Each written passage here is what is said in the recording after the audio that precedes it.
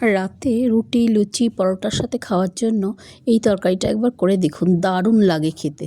প্রথমে কড়াইয়ে সাদা তেলের মধ্যে জিরে, তেজপাতা আর শুকনো লঙ্কা ফোড়ন দেব। এবার ওই তেলের মধ্যেই ছোট ছোট করে কেটে রাখা আলু খুব ভালো করে ভেজে নেব।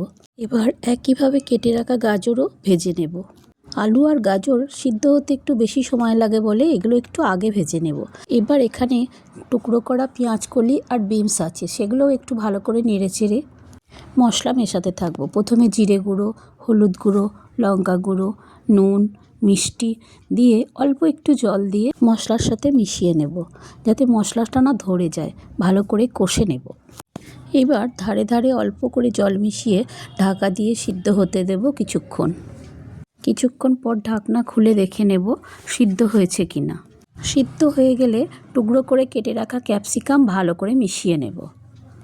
এবার অল্প করে পনির নিয়ে এর মধ্যে হাতে করে ম্যাশ করে আমি যেমন করে দিচ্ছি এই রকম করে দিয়ে দেব। এবার খুব ভালো করে মিশিয়ে নিয়ে আবার একবার ঢাকা দিয়ে অল্প কিছুক্ষণের জন্য ঢাকা দিয়ে রেখে দেবে।